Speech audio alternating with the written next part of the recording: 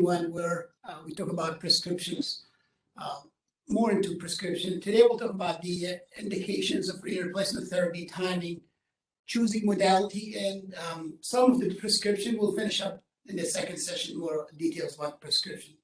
This is our first case, a 51-year-old male with a history of coronary heart disease, 5 stents, type 2 diabetes, hypertension, presented with shortness of breath, found to have multifocal pneumonia, COVID, became hypoxic despite being on high setting BiPAP, has to be tubed. So it's a mechanical ventilation with high settings and got prone, paralyzed. And of course, wanted your help with AKI, and they actually requesting renal replacement therapy for this patient. And these are the labs that we have for that patient. So the question, would you start renal replacement therapy on this patient? And if so, what would be your the reasoning why you want to start renal replacement therapy? We can go around you guys, the fellows and residents, and I didn't know your name. I'm Sonia. Sonia. Yeah, I'm one of the PGY too. Okay. Okay. We can start with you. His creatinine is not incredibly high. Looking through the labs, his bicarb is definitely. I feel like I'm on the other end when I'm consulting for help and I don't know when to initiate CRRT. I would not, if this patient just came in that same day, probably would not. I'm looking for that yet, but I don't know. Okay, so like you think gas is concerning. Gas is concerning for what? Acidosis. So acidemia. So the pH is low, 7.21. Metabolically is 35, the bicarb 35. So you think it's too early to start renal replacement therapy for this patient?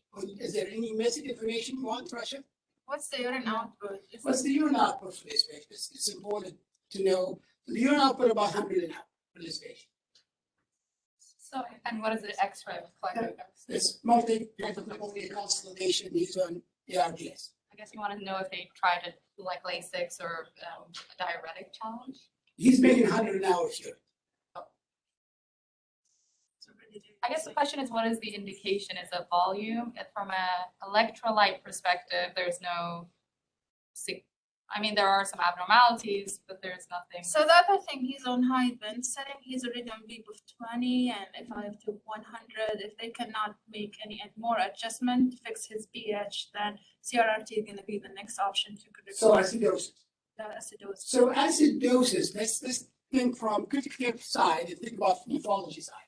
So from critical care point of view, we had this discussion that day with me and Brian, but about the same patient with metabolic alkalosis at 35. And the resident and fellow were telling me they have to work better on getting the ventilation setting. So what's your thought about this? Is metabolic respiratory, it's respiratory acidosis. And in those patients who are RDS, what matters most? What makes change in mortality when you intervene as resident? What teach you? Tidal volume, isn't it? The tidal volumes, which is about 4 to 6 ml per kg. That's all Aquita Trial all about. It's all about tidal volume. That's what decreases mortality. So they're kind of limited when it comes to tidal volume. So the way that you get rid of CO2 in mechanically ventilated patient through a minute ventilation. So tidal volume times your respiratory rate. This patient respiratory rate is already 36 or above 30. So you're already max over there. And your tidal volume is already limited by 6 ml per kg. So they are actually max of their vent setting. They cannot do more than, you can't ask them to do more than that. More than that means mortality. So more than 6 ml per kg tidal volumes translate to mortality. So when we get to that, we say that we call it permissive hypocapnia. So and we usually not concerned. And this will not consult nephrology for a pH about 7.2. They'll feel happy with that. They will, okay, as long as, so that's not the reason for discussing. So acidosis, the patient's compensating well metabolically, and that pH is respiratory driven, so it's not the reason for that. What is the next one? Artimus. What do you think about beta 2 microglobulin and cytokine removal in this patient? septic, COVID, hypercoagulable, all bad stuff. Pro-inflammatory markers to the sky. There's no indication. There's no indication for that. Why? There's no proof that if you remove cytokine from a patient, even if you could, and we can't make Correct. them better. So we don't really know if it's helpful. We know it's being done, but it didn't make a difference in outcomes. And with that, we're actually removing anti-inflammatory as well. We're removing a lot of good stuff that we do not know what's the benefit. And so doing it for that purpose is not correct. If you were to do it, There was a study, right? there was multiple studies. Yes, I will come Sorry. to that. Yeah. So sorry. So better to make, so if you were to do, if you were a believer of that, there are some people a believer of that. What modality would you use? Artimus? Well, maybe we can go decide it. I mean, CRRT. Yeah, what modality is yours? Oh. What kind of So modality? You can use convective, you want to use dialysis, CVHD. you want dialysis, Yeah, or you want a hemofiltration? I mean, in the case of, that's a good question. I wouldn't know. I think you want more compaction. So you want more convection because the larger little molecules, talking about probably 82.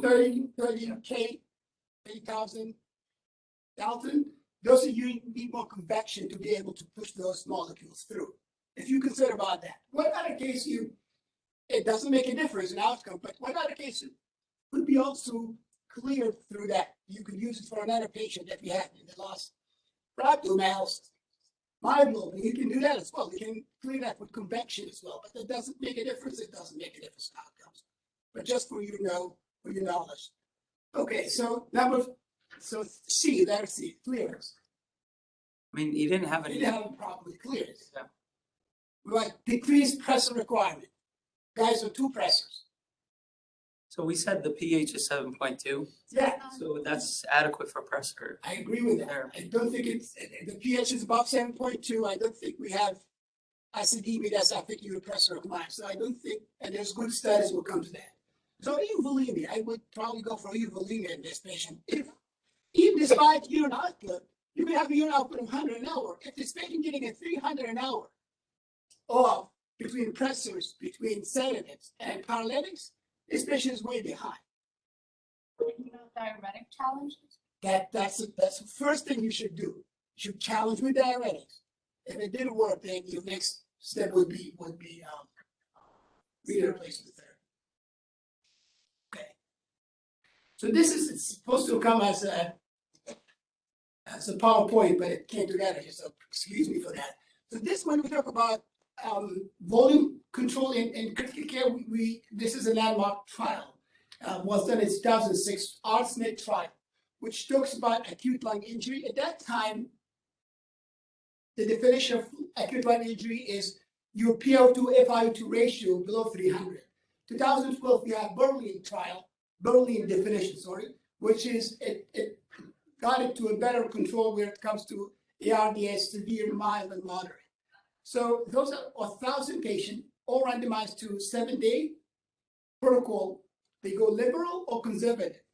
And based on CDP and PLP, they either get fluid, they get diuretics, or they get either fluid or diuretics.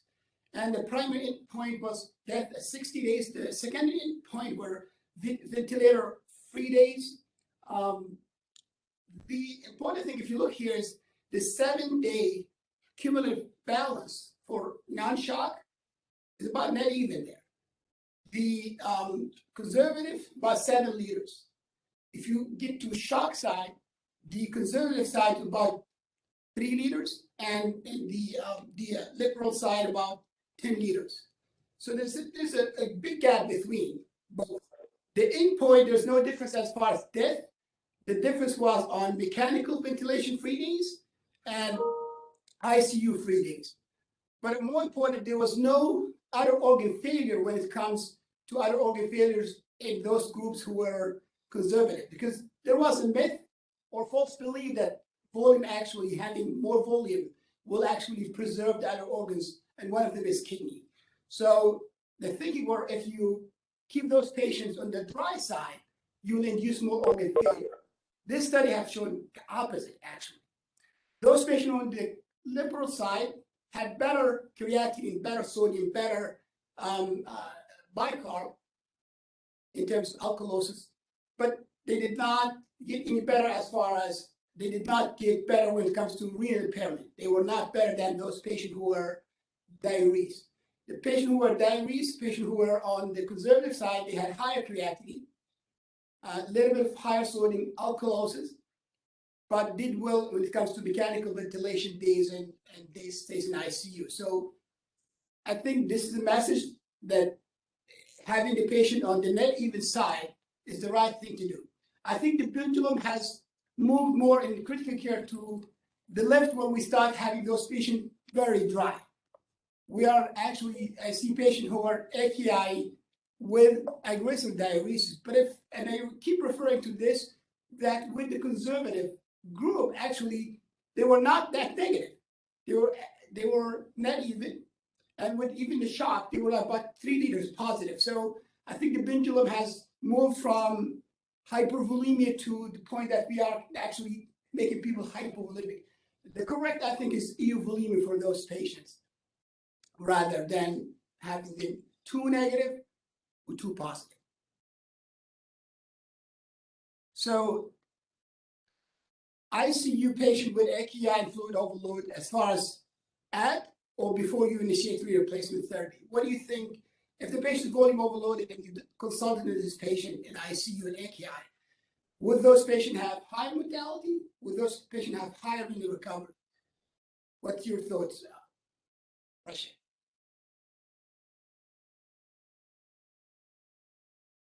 They will have high mortality. They're going to be having high renal recovery or low renal recovery if they have fluid overloaded at the time starting renal replacement therapy. It's actually the higher the more fluid overloaded at the time of initiation or during, the higher the lower the renal recovery. And we'll come to see those cases. This is a BCAR study, which is observation study for 618 critically ill patient AKI, and they find the fluid overload by 10% increase in the body weight relative to their base. And you can see the mortality 30, 60, and 90 days with overload. So they overloaded and their mortality is high. And if you look at the same folks, those folks at the dialysis initiation or if they haven't been dialyzed, both, if you look at Kaplan-Meier, then you'll see those guys who have the cumulative probability of survival is higher in those patients who are not volume overloaded. This is the renal recovery at 1 year and the degree of volume overload at initiation of renal replacement therapy. So it's a single center retrospective, 170 hospitalized adult patient with AKI requiring dialysis. And the primary outcome was renal recovery to dialysis independence. So if you initiate renal replacement therapy and a patient were fluid overloaded at initiation renal replacement therapy, that actually could predict worse renal recovery. This is basically the same thing, increased mortality in ICU patient. If you're doing renal replacement therapy and they fluid overloaded despite your renal replacement therapy. So this is the same patient here. And now still the ICU team is asking you for, should we start renal replacement therapy with this patient? I have a question before. Yeah, before this. So there's higher mortality if they are volume overloaded by the time of starting the CRRT, but there's like higher mortality compared with like diuresis and starting CRRT. Like, does it matter whether you start like CRRT or continue with diuresis? Like if you start CRRT earlier, does it reduce the mortality, or does it? I think it's about volume. It's not about your modality that you use to get the volume down. So it doesn't matter whether dialysis or CRRT. Yes, and and you see the first study, the Aquita Trial. It's about their volume. So a better volume control. It's not about But what it modality you're is achieving. compare the modality. I don't think we have a comparison between diabetics and renal replacement therapy to see which one. But if I were to guess, it's gonna be the volume static, the end result. That's what affects your organs. The only model where we've had that comparison is in cardiorenal syndrome, and there we know from the CRRT trial that early ultrafiltration in type 1 CRS did not offer any additional benefits, but the endpoint was an interesting one. It was not mortality, it was a composite of delta creatinine plus change in weight. And they were actually more adverse events in the mechanical decongestion arm compared to a very aggressive pharmacologic therapy. So any data you want to do will have to be extrapolated from a very different population, which is not what we're talking about here, critically ill intubated patients with ARDS. But like Dr. Abdalla said, the general literature now is swinging towards this euvolemia to keep them on the drier side because of the concern that you induce cardiorenal syndrome physiology iatrogenically in these patients. And many have or occult cardiomyopathy that may be sepsis induced or, in the setting of all this cytokine storm that we might be underdiagnosed. With those patients also, they actually have cardio more of, they're most of the time, especially in the first 48, 72 hours with the sepsis, you have that impact on the heart. So most of these patients actually, they do tend to react like a patient who have cardiomyopathy with the septic affecting the heart. So this is the X-ray on admission and 24 hours later. And this is where we at now.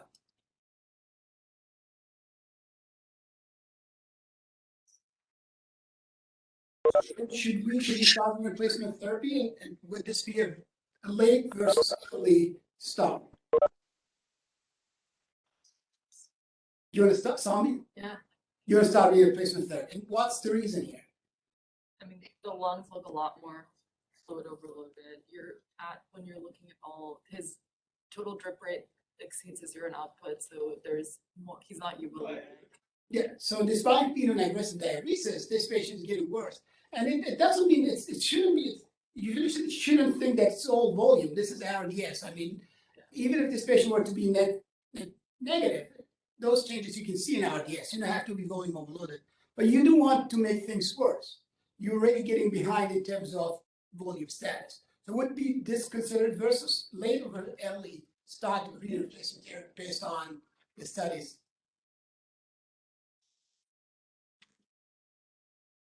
Is this later on? Is this late? So you know that in the literature we have Oh. early versus late. Is this early or late? It's probably So what is late? So late is the standard of care. So late is standard of care. If you have someone 24 hours, more than 12 hours, 24 hours, most of the studies. And indication, you have an indication for replacement therapy, refractory volume overload. So this is a refractory volume overload, isn't it? But in the early versus late AKI, Kiki and Elaine, I think the cutoff was 48 hours at the time of enrollment. So To be randomized to early versus late. I don't think it was sooner than that. Maybe I'm mistaken. So the most of it, we'll go over the exact timing, but most of them after 12 hours. So the late, They were randomized to. yes. Okay. The earliest were 6 hours. And we're talking the early phase to within 6 hours, and we'll talk about exactly what study which. But this patient, even without timing, this patient has a refractory hypovolemia, refractory pulmonary edema. This is by all means, this is standard of care. You want to start replacement therapy, and you've got standard of care. This is an indication. This is late start. So the KDIGO guidelines, life-threatening change in fluid, electrolyte, and acid-base balance. It's important, though it's very broad statement, consider broader clinical context, the presence of condition that can be modified with renal replacement therapy, trend of labs rather than the single BUN creatinine. I think this is an important statement because everyone in ICU, every patient in ICU, those patients who will do worse, they will at one point have acidemia and pH 6.9 or 7.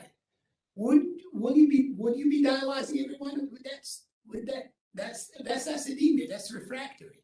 Would you be dialyzing every patient with that pH? So you have to think, and this comes with collaborative work with critical care. Every patient is going to get worse, going to be acidemia. But if I think my renal replacement therapy is not going to be modifying that,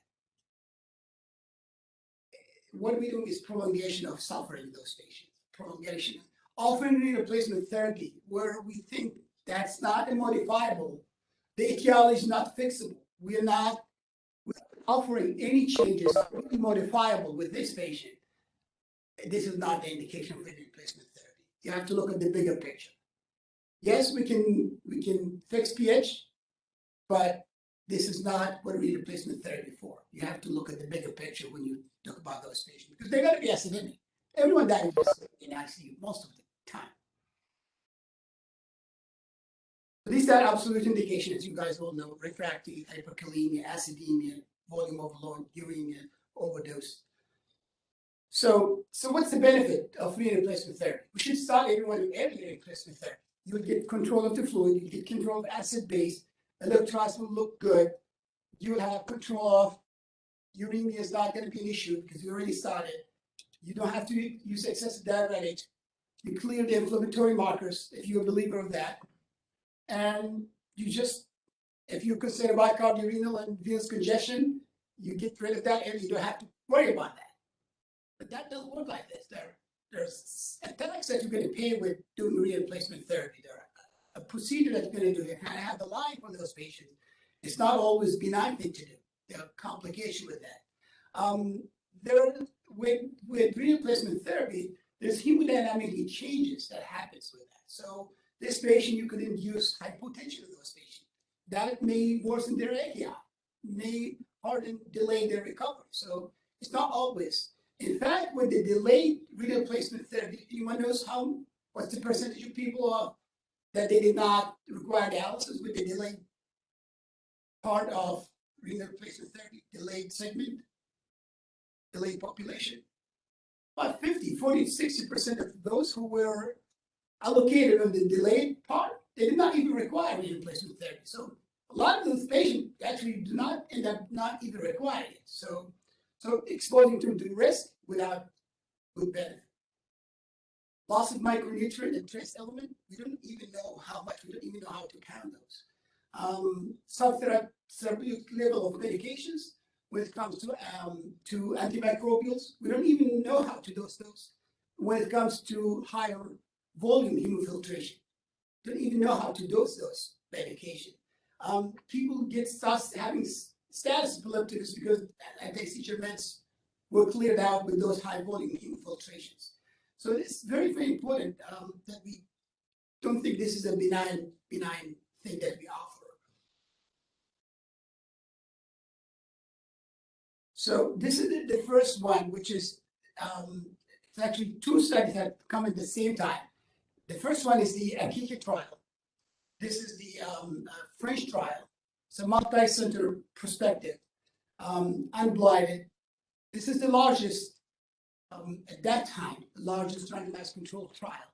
And they started, the patient were AKI stage 3 and mechanical ventilated on pressors. So the early was within 6 hours, and those patients did actually as good as the delayed group.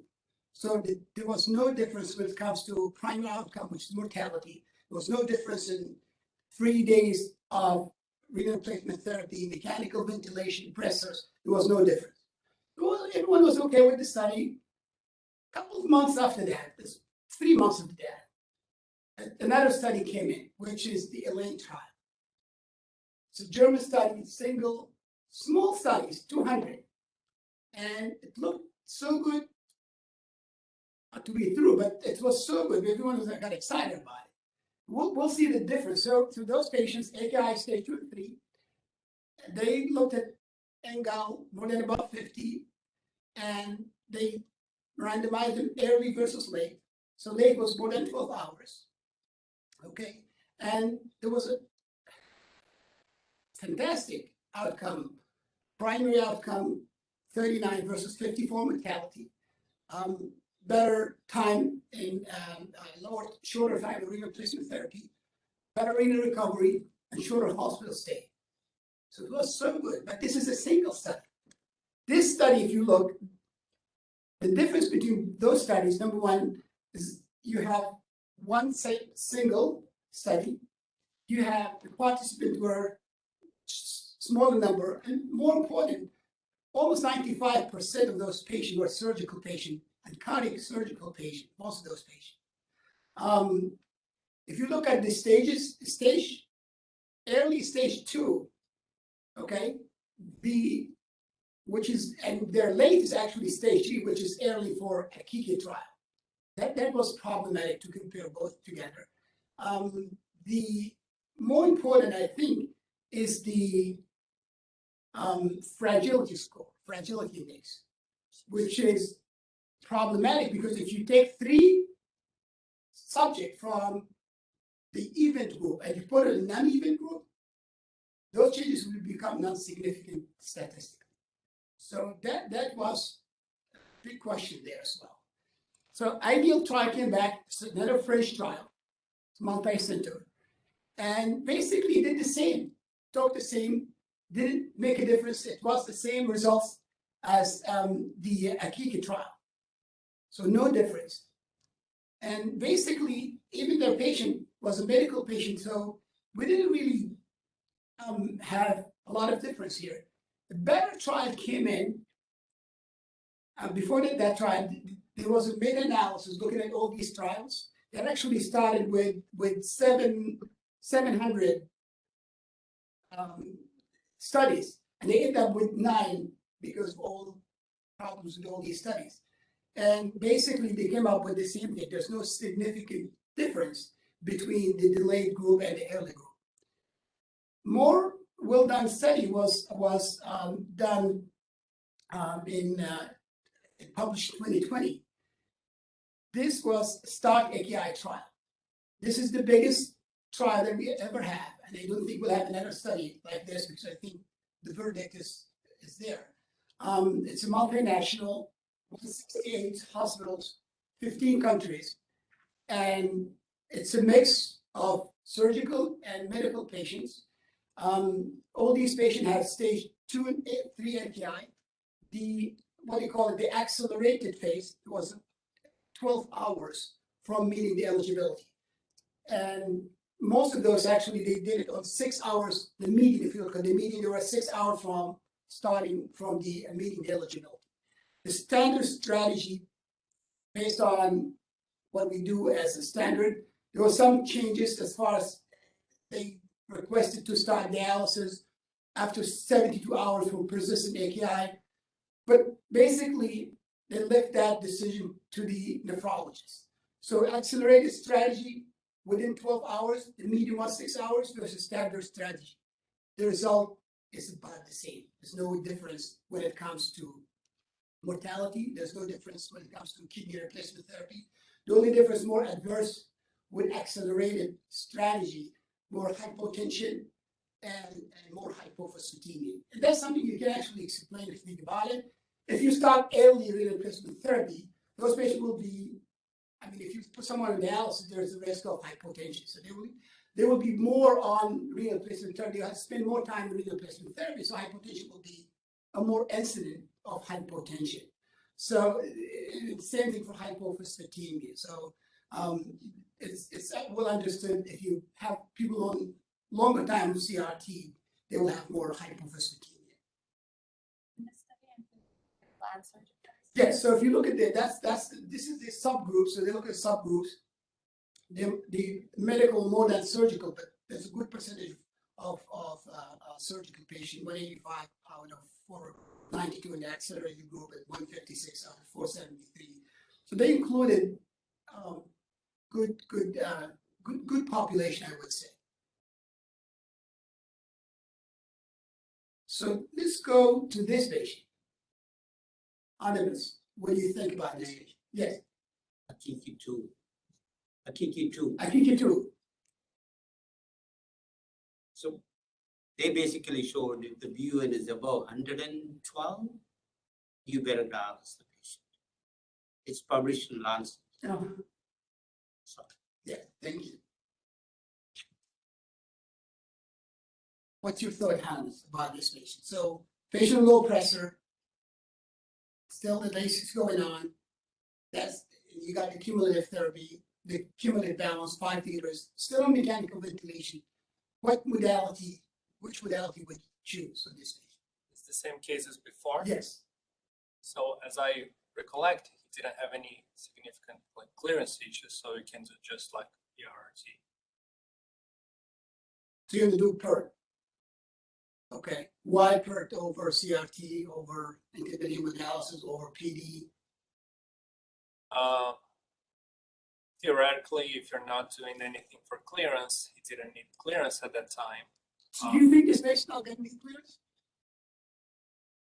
For board purposes, at that time, at that point in time, I don't think he needs clearance. He's No, been he did actually, he did, I think we didn't stop at his, so that, these are his electrolyte state too. UN is 40, his bicarb is 35, so the CRRT fluid is 35. UN is okay. I think in real life, maybe CRRT, but if I'm answering a board question, I don't think he needs clearance per se. I would do it's just for fluid management. So you wanna do, so when you said PERT, do you mean only fluid removal? You're not doing I meant like scuff, like scuff? yeah. I don't have the scuff there. Okay, so what about, what makes you choose between those modalities? The fact Clearance, that we said clearance one, what else?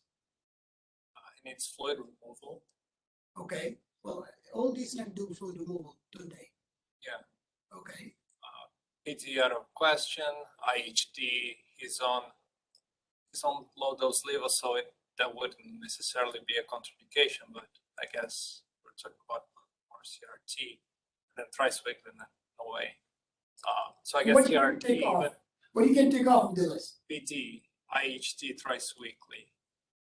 So I can take it, IHD, I think we can take that off with, and the reason behind taking it off is Pressure requirement, maybe the hemodynamic it's issues. low dose levo, so You could probably do it if you wanted, but I mean, you're doing it for volume. you're doing it for volume, so would intermittent dialysis would be a good choice for intermittent and twice weekly? I think it should twice weekly, maybe yearly. Well, yeah, so we'll talk about daily, so if it's daily, then we'll talk about that, that's an option. If you wanna do daily intermittent dialysis, that's enough, but this is twice weekly, so you can cross that. So this volume is not a good option for volume control in this patient. What else?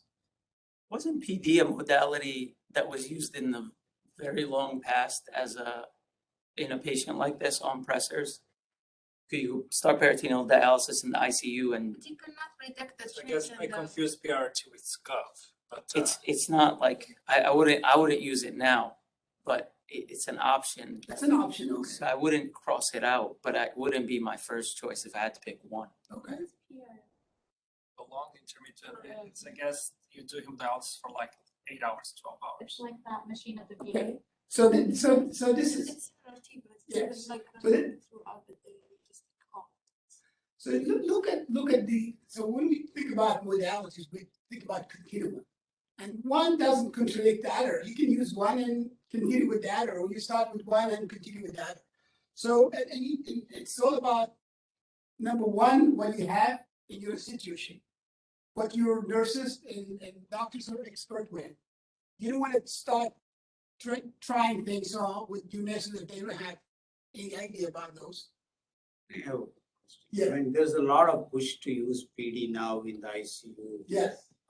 Let's leave the politics aside, and I want your opinion actually. Yeah. How does it compromise your ventilation? Does it? Yes, I'm gonna come to that. We have that. Obviously, I'm always. I was gonna go to that. That's exactly right. So it's number one, you have to understand the capabilities of your institution, what what machines they have, what your nurses are trained on. Because you cannot just jump in the middle of the night and start trying different modalities on patients. The risk and benefit of each modality. You want to choose the lowest risk and highest benefit for this patient, and the current needs of the patient. So that's how you pick modalities. So if you think about CRT, PD, this is the continuous renal replacement therapies. CRT, hemodialysis, or hemofiltration and peritoneal dialysis. These are the continuous renal replacement therapies. So hemodynamic stability, they're on the best side. They're more softer, gentler. Stability of ventricular pressure, better on that side on the continuous replacement therapy. PD is a continuous replacement therapy. Risk of infection, immobilization. That's on the side that it's going to be difficult, especially for we talk about CRT. Immobilization is an issue, so you have to think about that when your cardiac surgeon wants you to change the PERT for that reason. So I have to think about that because we're going to stop CRT. And you think, no, this patient still has a lot of volume. They want to take the volume off. And the surgeon wants the patient to walk. So I think the compromise would be hybrid with PERT at night. So soon PERT, let's get the volume under control, and you can walk them as much as you like during the day. So you think about that compromise. So your PERT slate comes in the middle. So we're talking about slate, slow and efficient dialysis. That's what we're talking about when you have no clearance needs. I didn't put that in the options. Dr. Abdalla? Yes. So with PERT, you're essentially using the regular dialysis machines, but for an extended period of time with lower blood flows. So it's a slower flow, slower dialysis. It's a hybrid. It's 6 to 8 hours. You can do a slower blood You said flow. in COVID. Yes. You So thinking of Tableau?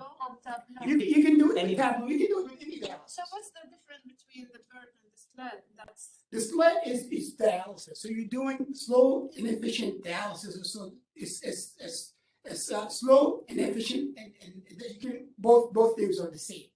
So there's no difference. The difference is SCOP if you're doing ultrafiltration alone.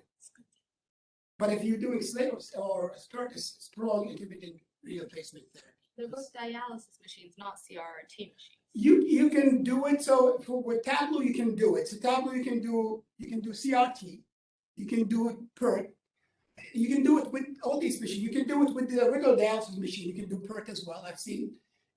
So it's about your blood flow, dialysate flow, and the duration. So and there's no set orders. It's a slower.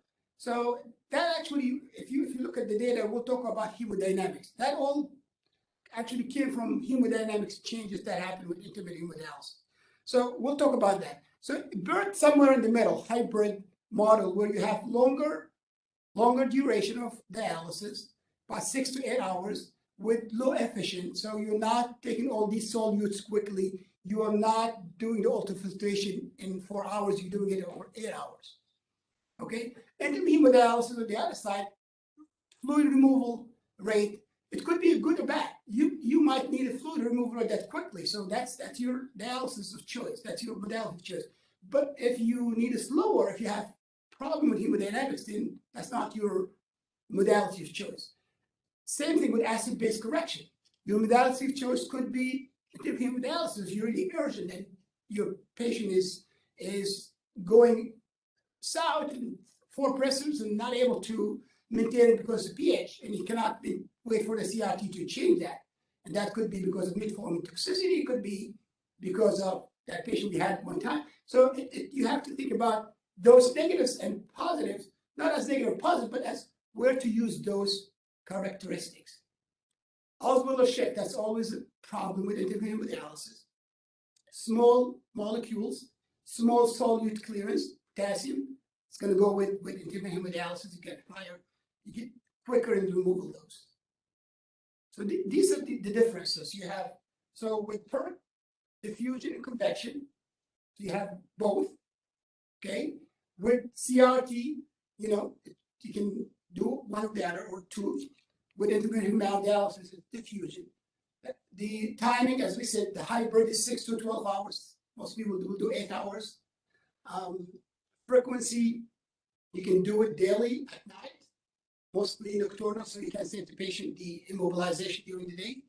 Anticoagulation is plus for PERT. You don't need anticoagulation with that. It's not like CRT necessary for for doing CRT. PERT, you can get away with step down depending on your institution. CRT, you have to be in ICU. So PD. So that's probably when we talk about PD in ICU. Most of the studies are done in developing countries. And most of them in Brazil, some in Saudi Arabia, South Africa. So the problem, there was some quality issue with some of the studies. And this is actually one of the good studies that people refer to when it comes to PD. This was done in Saudi Arabia. So PD and ICU, I think something that we have to learn more about. I think we don't have good literature for using PD and ICU so far. We are pushed to do that with COVID. There's one study I'm going to refer to in New York. But I think there's some concern when you do PD in ICU. What do you guys think about the concern? How can you predict the UF to start with, the change in the blood pressure? Okay, so how can you predict UF? And that discussion is you're going to have with your critical care physician. He's going to tell you how much we're going to take off this patient. I need this patient to be negative. You cannot predict, but actually, PD is a good ultrafiltration modality. You can get 5-6 liters with PD. And so depending on where you look at the study that was done in Euro Hospital, not this one, they had to go slowly on advancing their dialysis volume. So they have to go 500, then they have to add a 250 every couple of exchanges to get to the 2 liters to avoid the leak. With that, you probably going to be delayed in getting UF. In Saudi Arabia, in South Africa, and Brazil, they did 2 liters right away, all off the bat. And they were able to, by day 3, 4, they were able to ultrafiltrate between 5 and 6 liters. So you can get ultrafiltration, but as you said, it's not predictable from the beginning how much you're going to ultrafiltrate. So that's one concern. What's that concern? I think maybe Dr. Raj was alluding to it, maybe the respiratory status of the patient. Respiratory status. So what do you think, respiratory status? What's concerning? I mean, you're putting in volume into the peritoneal cavity, so maybe there's some. Yeah, so you're increasing your abdominal pressure, and that will push your diaphragm. So you have small space for your diaphragm to expand. So increasing abdominal pressure was noted in non-invasive measurement up to 18 pressure of intraabdominal pressure increased with dialysate. There was some studies that showing there's no big effect on the biomechanics of the lungs when you give it 2 liters, but there's no good studies there as far as randomized control studies. The concern when you have increased intraabdominal pressure, you're gonna put your lung at negative side because you're not going to have enough space for your diaphragm to expand. My take on it, if this patient is severe respiratory distress, you don't want to do that. I mean, that amount of fluid, you're going to have a problem. Even you could trigger worsening of this patient by just eliminating that space for the diaphragm. So if this patient is not intubated and in respiratory distress, that would be problematic to do. I would probably avoid it completely. If the patient is on ventilator, probably there's a space where you can try it. You have to increase the P. So I'm just curious. I mean, it's the same question I asked when I was. Yeah. So most of those patients, they're already maximum P. So there are this Artimus trial. We have them on higher P. So one of the settings. So you won't be able to add more P than what you already are. You can, but I don't think. So can I interpret what he said? Maybe I am biased because I've seen so many PDs in Toronto. Yeah, well, we haven't. So let me finish this. So there are actually studies. They've done studies on people, and as a small numbers, with actually they're even prone.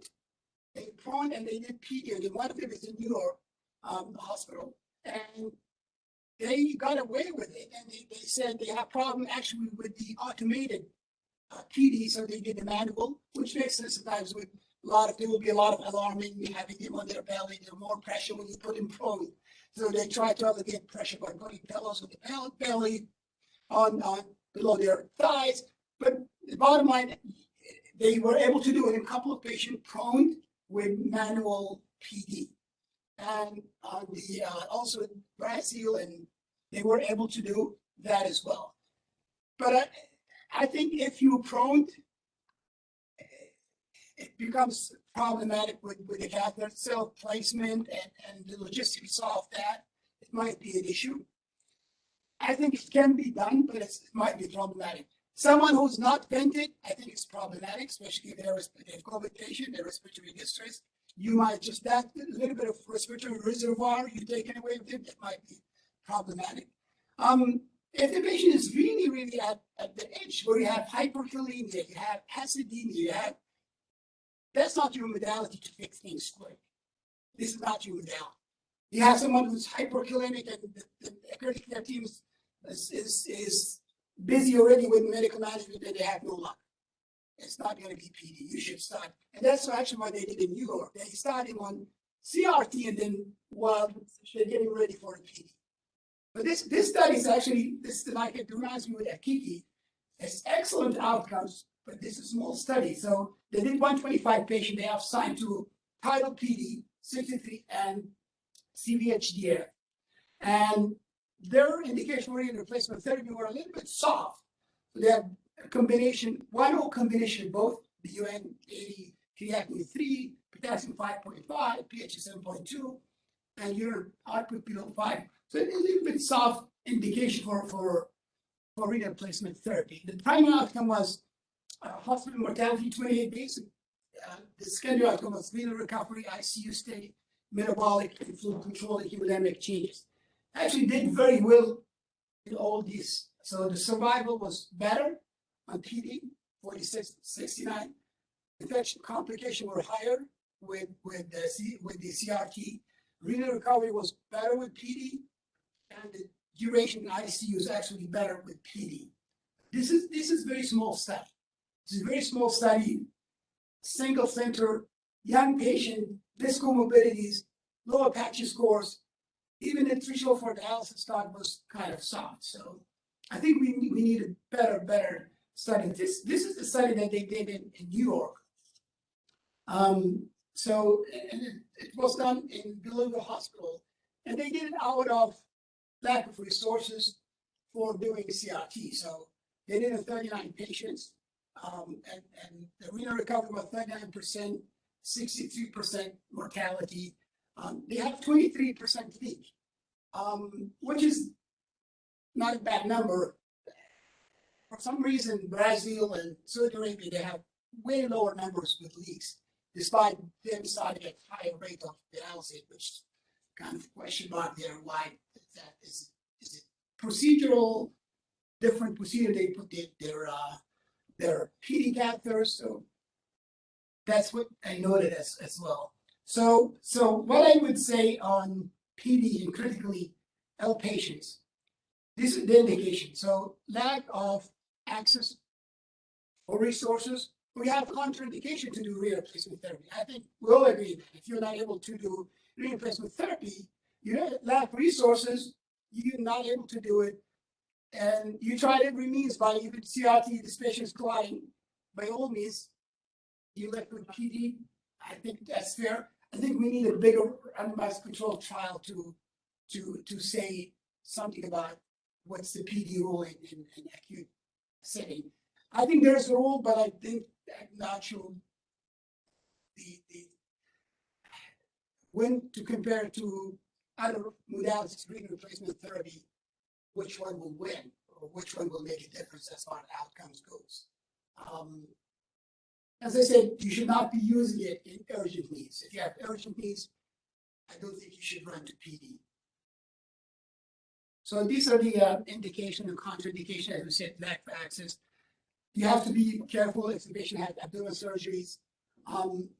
If they have severe hyperkalemia, say toxin ingestion, severe respiratory failure, shocked liver, lactic acidosis, lactic acidosis, ascites, that's debatable. Some people will do it for that.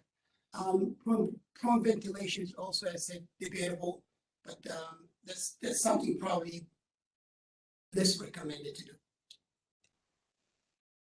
So another question, Costa.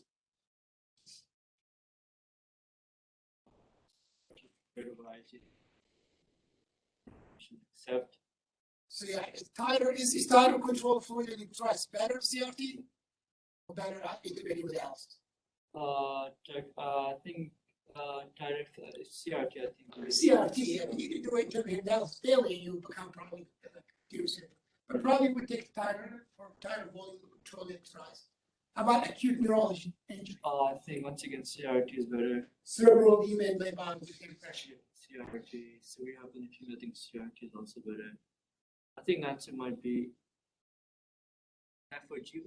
Yeah, so G is not mine. So mobilization, clotting, nutrient, drug, and mass levels, CRT will do worse than those. So mobilization is going to be an issue, clotting is an issue with CRT, nutrient loss, drugs levels, hypophosphatemia.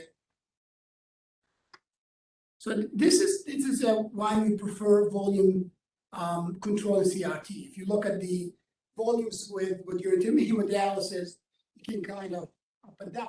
When you do your intermittent session, get the volume under control, then back up, and then back down. So CRT did better, way better when you come to volume overload. You see the definition of volume overload in those studies, like 10% above. You really keep it nice with CRT. You cannot do so with intermittent dialysis. Concerns about intermittent dialysis in patients with neurological injury. What are you concerned about? Why are you concerned about that? Shifts in fluid that are faster over a period, shorter period of time. Yeah, so if you have changes in your solute, your changes in your osmolality, then that will affect your pressure, and that will affect your also fluid shift between those compartments. Those patients who have neurological injury, they have problem with autoregulation as well. So they're not able to maintain their intracranial pressure as normal folks are able to do so. So as we have renal autoregulation, there's a cerebral autoregulation. Those patients do not have that. So if you drop their blood pressure during dialysis, what's going to happen with their perfusion to the injured already, not kidney, injured, no neurons? They're going to get more ischemic. So autoregulation is a big part of this as well. Fluid shift is a big part. So both of them, autoregulation, you could worsen their ischemia with having hypotension, which is more common to do on intermittent hemodialysis. So autoregulation, fluid shift is a big concern. How about CRT? When you put those patients CRT, what's your concern? How do you control the sodium in CRT? 150, because I think it's standardized, right? Yeah, so it's a good question. So you have to adjust your CRT. We'll have actually, this one of the CRT workshop number 2 is going to include hyponatremia, so we can do that. So you can adjust that. What else? What's the concern when you put someone CRT and they have intracranial pathology? Anticoagulation. You're limited with anticoagulation of those folks. You have to have intracranial bleed, if they have ischemic stroke. You have to be careful not to put those patient anticoagulation. And that's going to be a problem with CRT. So clotting might be an issue. And this is the study where that comes from. And you see your with CRT, how your intracranial pressure kind of nice and stable. With your intracranial dialysis all over the place. So renal replacement therapy and modality and renal recovery. We talked about that. Observation studies favored CRT. Randomized control trial did not show that. I think we all believe that if you induce for hypotension, that's going to delay your renal recovery. But it depends on how you do, how is your population and how you use renal replacement therapy, how you use your intermittent hemodialysis. And as we said, it all depends on hemodynamic stability. So what makes you hemodynamically stable on intermittent hemodialysis? Why do you become unstable at intermittent hemodialysis? Hemodynamic.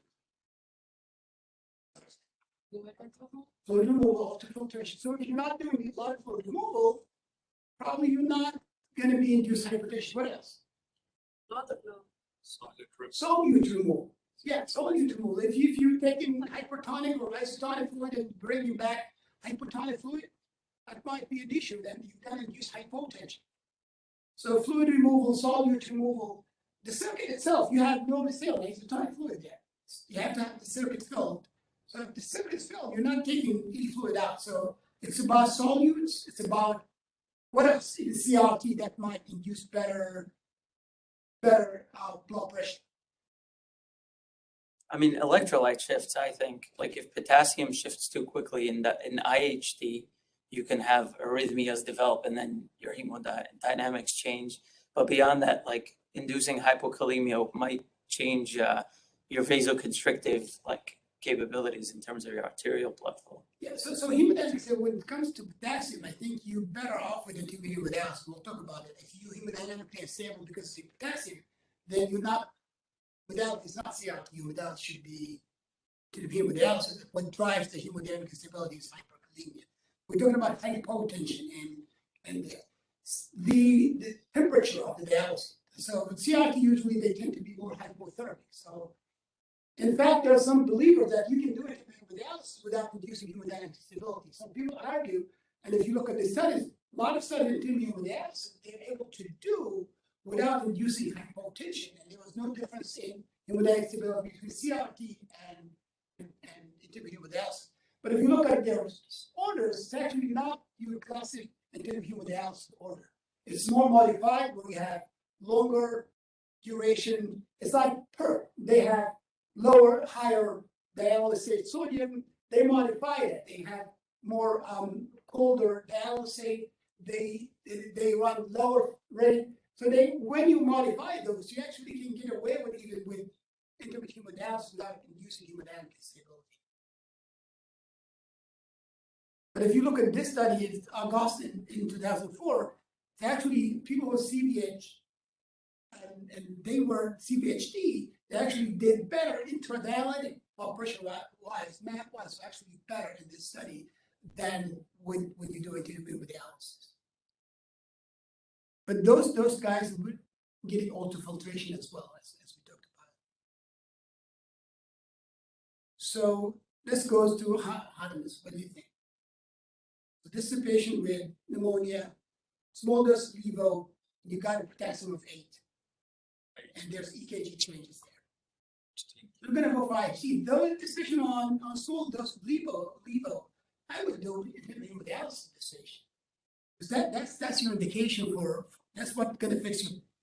So if you have severe hyperkalemia, if you have fluid overload, we say intermittent isolation, you can do scuff, you can, if it's unstable, urea clearance, intermittent hemodialysis, if the patient's stable, unstable CRT. Hyperkalemia, if this patient is unstable because of the hyperkalemia, then you better take that hemodynamic stability with hemodialysis because you're going to wait a long time for that potassium to clear with CRT. Metabolic acidosis, unstable CRT, but you have to think about what drives if this is a medication, this is etiology you can fix with hemodialysis, then your IHD might be the way to go. And we talked about brain edema and intracranial labile blood pressure. So this is another case. We'll go for you, Russia. So it's the patient with potassium 6.5, peak T wave, got treated medically, and this started with CVHD, and the dose is 30. That's your effluent 3 liters, 2 kBAM, and the blood flow rate is 150. 6 hours after that, same cycle started again. T wave started to go up. What would you do after medical management? You switch to intermittent dialysis, you switch CVHDM, increase the blood flow rate, you lower the dose, you want to go with KDIGO guidelines, 25 to 30, 25 ml per kg. You switch to 0 and increase the effluent rate. Which one are you going to go for? E or B? Maybe B or E. So B, so switching to hemodialysis, I don't think it's wrong to do so. But you probably can do something better. Switch to CVHGF, it's not gonna make a difference. You're not changing your, so you're based on effluent rate, you're not gonna, if your effluent rate didn't change, it's not gonna make a change, they're changing the modality. How about increasing your blood flow, doubling the flow from 150 to 300? Is that gonna make a difference in your clearance? It's gonna add more. It's gonna increase the clearance. Is it? So, Small increase probably. yeah, it's not gonna make a big difference, but it's gonna increase the, yeah. Zero. Zero? Not gonna increase. I don't think it's gonna increase by any significant amount. So it all depends on your dialysis. So how much is your dialysis running at? For 3 liters an hour, how will you do 3 liters, divide that by 60 minutes? How many is that? What's your rate, effluent rate? Calculate it. 50. So you have 50 dialysis going, and you have 150 blood flow going. So your dialysis already very, very saturated, isn't it? When you 150, so increasing that 150 to 300 to 600 to 700 is not going to make a difference. In fact, there's a study you can show, I didn't include here, increasing it from the only time when you have your dialysis and blood flow by the same, or you have your dialysis is higher than your blood flow, that's the time when increasing blood flow is going to make a difference. But if your blood flow is higher than your dialysis, increasing your blood flow is going to make a difference. It's not going to make a difference. So doubling your blood flow, tripling your blood flow, it's not going to make a difference when your dialysis flow is lower than your blood flow. That's not going to do anything. How about doing the Kennedy guidelines 25 ml? You send if you, Doing it. Yeah. It's already suffering with 30 ml. So you're not going to do 25 ml. So switching to zero. assuming that, yeah, switch, he's unstable enough for intermittent HD, that's why he's already on the CVHD. Then you just increase the effluent rate to 8 liters to increase the clearance. Yeah, so if you increase your effluent rate, even with 2K, you're probably going to get your potassium way down. So if you have 0K, that would be even better. Increase your effluent rate to 8 liters, that's going to save you switching to it. That's to do it in the patient more catabolic and more potassium, rhabdo. Maybe you want to do it to people without session and save the patient, but I think you have a big room to go in the effluent rate. So we don't have the 0K here, but like what different, if you're like an institution where they actually use the 0K, how frequent you check the BMB and ABG? Like you usually do it like 6 to 8 hours? So you're going to check it more frequently. So this is a patient. How who- frequent? Like every hour, every 2 hours? Well, so what do you think, how much you're going to remove with this? How much potassium you're going to remove with this? So you can calculate it. It's like 3.5. So if you have a potassium of 7, you can calculate it. You can multiply your dialysis. So you have 8 liters an hour. Okay, assuming that you're taking your potassium, which is what was the potassium? 7.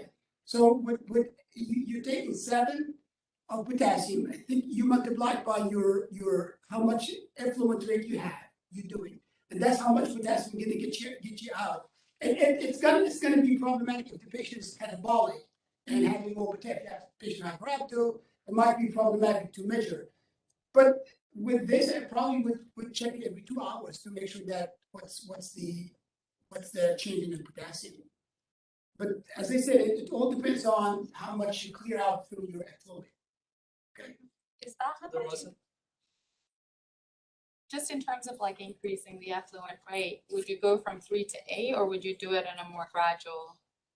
I mean, like that changing the effluent rate, how do you, because I feel like I've never seen that big a jump. Yeah, so what's the downside of the jump? We'll come to the downside of the jump, but when you go to the hemodialysis, how much you jumping? Do you know how much dialysis you do now? How much dialysis you do now? So what's your dialysis flow in the hemodialysis? Per hour is like 600. 42 liters. You do 42 liters. You do only 8 liters. So that's how much of a jump you do when you go from CRT, you go to hemodialysis, you do 42 liters. So this is not a big jump. If you, but just because you don't do it, you see it a bigger jump. Yeah. Was a case a couple of months ago that the ICU attendant was asking for 0K, and we were trying to do it, and there was nowhere to be found. Like we looked in other hospitals in the region, nobody had 0K. And then, of course, they after that the patient had already died, but then somebody came up with the idea, oh, just run normal saline. Is that a thing? I mean, we didn't have 0K, the patient died. Should we have run saline? This thing, number one, Enormous. I mean, I don't know what's the effluent rate there.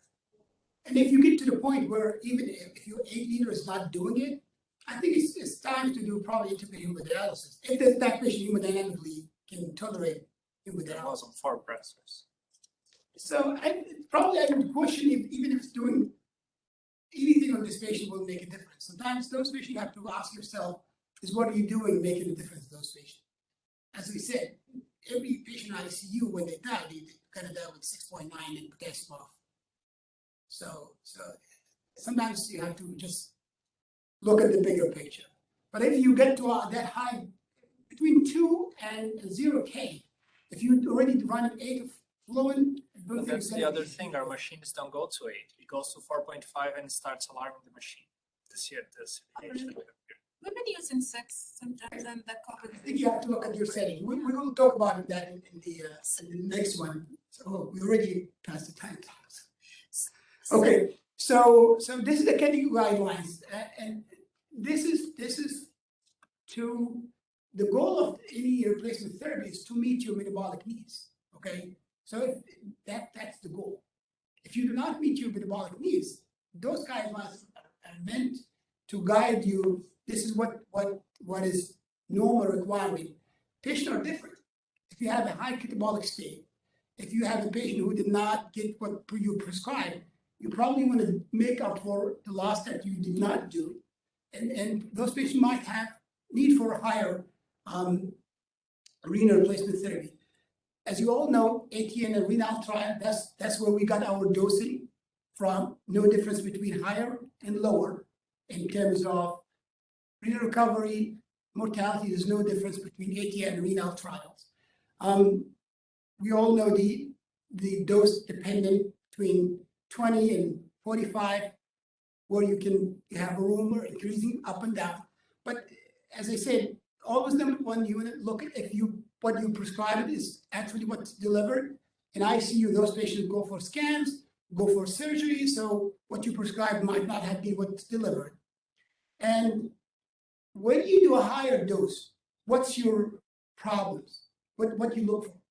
Number one, you have to have frequent checks on those patients. You do not leave it to the critical care team, because once we go above the normal renal replacement therapy dosage, it's our responsibility to make sure that we follow that. When we had one patient on 8 liters last time when I was in service, and we were following those because risks include metabolic alkalosis. You can overdo it. We don't have a way to treat alkalosis. So that's problematic. You have to be the one who's following that in those patients. Hypophosphatemia, hypokalemia, hypomagnesemia, loss of a nutrient, subtherapeutic levels of medications. So all these, not good. So this patient, critical care team asks you to increase the effluent rate to 85 ml per kilogram per hour. What this going to do? Is that going to increase your renal recovery? Is that going to shorten your length of stay in ICU? No. Is that going to reduce your IL-6, 8, and 10? Yes, it's going to do it. But is it going to make a difference outcome? No. But it's going to do it. Is it going to reduce your duration of presence? No.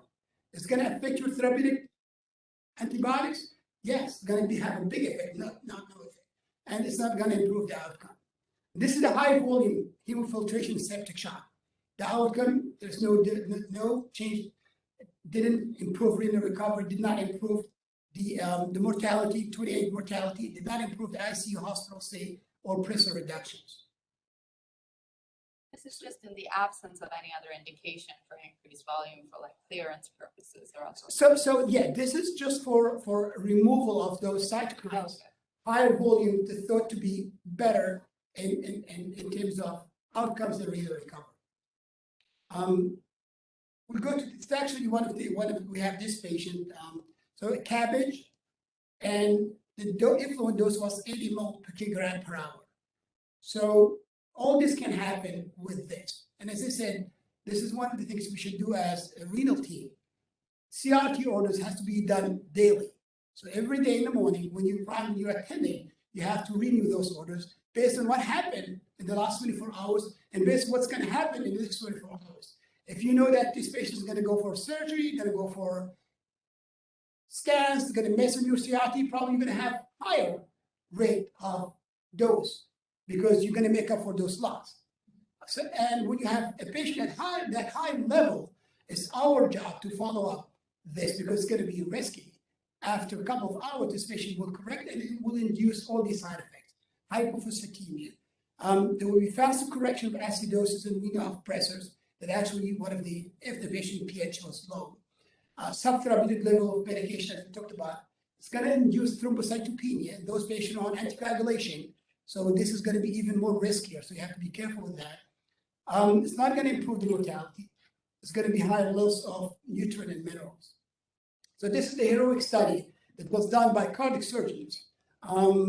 It's for actually we had one patient, the same scenarios where the cardiac surgeon wanted to do higher volume hemofiltration.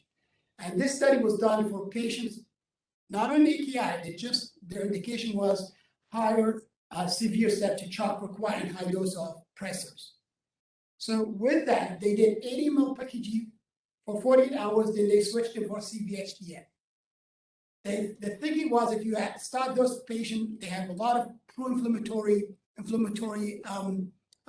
molecules that you can wean off, you can improve their clearance and prevent and treat their acidemia, and the thinking that that's going to improve the outcome. The results, there's no difference in the primary outcome, 30-day mortality, 60 and 90-day mortality, no difference in the mechanical ventilation or pressors duration, no difference in the recovery. So this is a study that done by cardiac surgeons population. The only thing that they have faster correction of metabolic acidosis, faster lactate clearance, which we understand. I mean, if you have you can go. Some of those patients actually end up having metabolic alkalosis with those higher volume hemofiltration. There's trend to be more rapidly weaned off catecholamines, but the duration did not. The bigger picture did not make a difference as far as duration of pressor requirements. So there was no difference between those patients who they started a high volume versus a standard volume hemofiltration. So So based on this study, what's the recommendation? Should we use the high volume just to rapidly correct the acidosis, or should we just stick to the 25 ml per kg? Yeah, so you have a goal when you're starting your replacement therapy. What's your goal? It's to fix the acid basis and to meet that catabolic requirement, to fix if you have metabolic problems, you have acidemia, if you have hyperkalemia. So you have to adjust your dose based on the goal you're going to achieve. But you have in mind that with that higher volume, there's side effects, and you have to look for those side effects and try to prevent those. When you have that high volume, it has to be for a limited of time. You have to look into where you at from your goal. When you reach that goal, you can back off. So yeah, you have to go that high to meet that requirement for acidemia, for hyperkalemia. But when you reach that goal, you back off.